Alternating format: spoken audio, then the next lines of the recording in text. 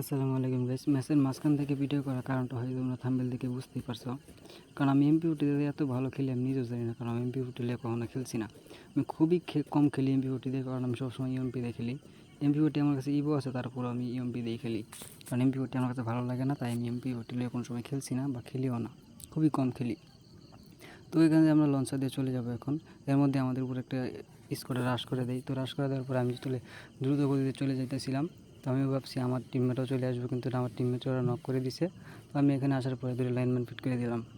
Lineman পাতার পর আমি গেলাম একটু কাভারে। আমার বৃষ্টি সিরিয়াল আইছিল, তো বৃষ্টি আবার নতুন করলাম, একটু হিল টিল করলাম। হিল করে অপেক্ষা করতেছিলাম, ভাবতেছিলাম ওরা হয়তো লঞ্চার দিয়ে আইবো আমাকে কিল করার জন্য, কিন্তু আসে নাই। তারপর আমি দেখতেছিলাম যে সেফ জোনটা আসলে কোন জায়গায় দেয়। এরপর আমি দেখতেছিলাম, একটু বসে দিকে দেখতেছিলাম যে ওরা আবার আসে কিনা। আসে না। এরপরে দিয়ে একটা গাড়ি শব্দ করতেছে, তো গাড়ির মধ্যে ভিডিও মধ্যে দিয়ে গাড়ি ক্যারেক্টার লাগানো আছে, কিন্তু এই গাড়ি ক্যারেক্টার লাগানো আছে ঠিকঠাকভাবেই। এনিমি যেহেতু ঠিকঠাকভাবে গাড়ি ক্যারেক্টার নিয়ে আসছে, গাড়ি ক্যারেক্টার নিয়ে আসতে কিন্তু কেউ ভুল করে না। আমি যারা যারা গাড়ি চালায় সবাই গাড়ি ক্যারেক্টার নিয়ে আসে, ভুলে বলে একটা দুটা গাড়ি ক্যারেক্টার আনে না আর কি। তো এর জন্য আমি গুলি দিয়ে ট্রাই করলাম। তো একটু সামনে দেখতেছি একটা এয়ারড্রপ।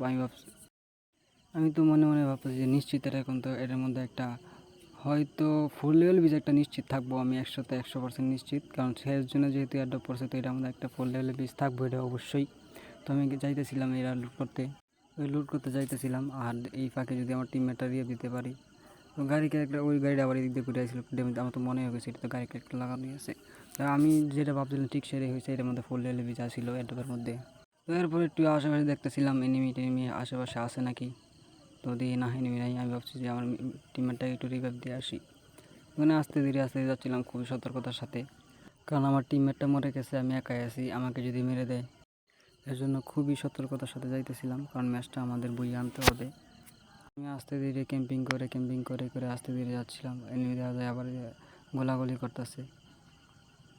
এর মধ্যে আবার আমার টিমমেট আমার বলতে হয় যে ভাই আমার রিয়াব দেওয়ার চিন্তা বাদ দাও, তুমি নিশ্চিন্তে খেলো, আমার নেটওয়ার্ক খুবই সমস্যা। 99 300 400 হয়ে যাইতেছে। আমার নেটওয়ার্ক খুবই সমস্যা, তুমি মন দিয়ে খেলো, তুমি বই আনতে পারবা। হ্যাঁ, ও আমার খেলা দেখে অবাক, মানে এমপি40 খেলা দেখে ও অবাক হয়েছে যে তোমার প্রতি আমি ভবিষ্যৎ আছে, তুমি একলা খেলো, আমার রিয়াব দেওয়ার চিন্তা বাদ দাও। আমি বললাম যে আচ্ছা ঠিক আছে, গুড লাক ব্রো, কারণ যেহেতু রিয়াব দেওয়া লাগতেছে আমার চিন্তা বাদ। এরপর আমি আস্তে ধীরে নামলাম এখানে, ওইদিকে যাইতেছি, কারণ ওইদিকে এনিমি আমার বুঝে যেহেতু নিতে হবে, অবশ্যই কাভার নিয়ে খেলতে হবে। এই জন্য আমি জুনের সাথে যাইতেছি, ওইখানে দেখা যায় ফায়ার দিতেছে, উপরে যদি ফায়ার করলাম আমি প্রথম মনে হচ্ছে এনিমি ভর দিই না, একটা গাড়ি এখানে ছিল। এর মধ্যে দিয়ে আমার উপর আবার রাশ করে দেয়, আমি একটা গুলাল ফালাই দিলাম। গুলাল ফালাই দেখতেছিলাম এনিমিটা কোন জায়গায় আছে, ওই যে উপরে একটা এনিমি। আমি গাছের কাভারে যাইতেছিলাম, কিন্তু কাভার হইতেছিল না, আমার হাত জানি কীরকম কাঁপতাছিল। তো এরপরে অনেক কষ্টে গাছের কাভারে এলাম। গাছের কাভারে দেখা যায় শান্তি নেই, জুনায় চাপে বসে, এর জন্য আমি যেতেছিলাম ওই গাছের কাভারে। কিন্তু এই জায়গায় আয়া বোধহয় শান্তি নেই। একটা গাড়ির বাইক লিয়ে এসে ধাক্কা দেওয়ার লাগে, কিন্তু অনেক চেষ্টা করছে ধাক্কা দেওয়ার লাগে, ধাক্কা দিতে পারেনি। তো এই জায়গায় অনেক সুন্দর একটা হেডশট দিচ্ছি এমপি40তে। আমি আগে কইছি এমপি40তে আজকে কী খেলা খেলছে আমি নিজেও জানি না। এদিন অসাধারণ, মানে কর আগে হেডশট কেমন হেডশট লাগে আমি নিজেও জানি না। তো এটা মারা দেওয়ার পর আমি ভাবছি উপরের ডি হয়তো আমার উপরে রাশ করে দেবো, কিন্তু রাশ করে নিয়ে উপরের ডি অন্যদিকে আসছিল।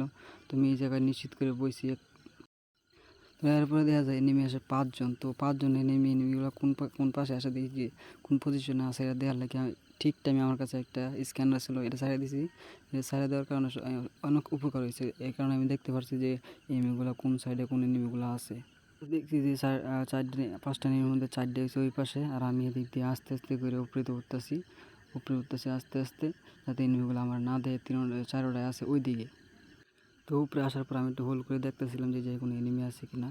তো আয়া দিয়ে এই জায়গায় ল্যান্ডম্যান হইতে রাখছে। তো এরপর আমি দেখছি এই সাইডে এনিমিটা মারার জন্য, না আয়া দেন অসাধারণ হেডশট এমপি40। আমি যে কী খেলছিলাম জানি, তো টিমমেটেরও অসাধারণ হেডশট দিয়ে মারি ফেলছি। তো কী যে খেলছি আমি নিজেও জানি না, কারণ এত ভালো খেলছি এই ম্যাচটার মধ্যে এমপি40 দিয়া। আরও রয়েছিল 2 জন।